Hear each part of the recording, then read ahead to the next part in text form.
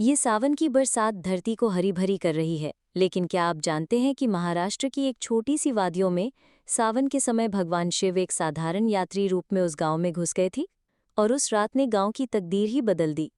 महाराष्ट्र के गांव में लोग विश्वास करते हैं कि सावन में शिव डिस्गाइज्ड होकर खेतों से होते हुए चले जाते हैं। एक शाम तेज बारिश के बीच एक यात्री गांव के गेट पर आता है, भीगा हुआ, थका हुआ पर शांत। रामलाल उसे छत पर बुलाते हैं और चाय देते हैं। यात्री बिहेवियर बहुत क्षणिक, शांत, वेशालीन भाषा नहीं, पर जब पानी गंगाजल जैसा लगता है बायां प्रभावित होती है।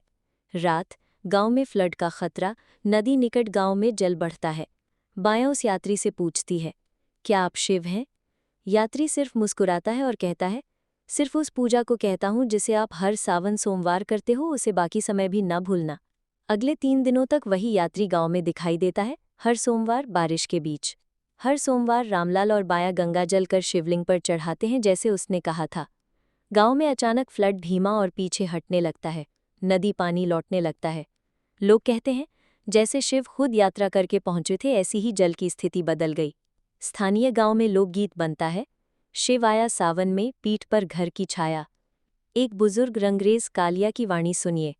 जब हम उगते कपड़े सुखा रहे थे सावन की बरसात में, तब उसी तीर्थयात्री ने पानी से गंगाजल छिड़क दिया था और खेतों में फिर फसलें अच्छी हुईं। कविता, गीत, लौकी की लौ, भजन शामिल होती है। शिव की ये यात्रा गुप्त संदेश देती है, श्रद्धा को हर मौसम में जिंदा रखना चाहिए। दर्शक को समझाएं कि ये कथा क्यों खास है। ये कोई पुराण नहीं, बल्कि स्थानीय प्रत्यक्ष अनुभव है। ये दर्शाती है कि श्रद्धा, सरलता और सेवा मन से की पूजा अकेले व्रत या हवन से ज्यादा प्रभावशाली होती है। शिव खुद डिस्गाइज्ड होकर साधारण ग्रामीण रूप में आ जाते हैं, ये सद्भावना का प्रतीक है। आज भी सावन के सोमवार की पूजा क्यों महत्वपूर्ण है? करुणा, समर्पण और आत्मीयता से।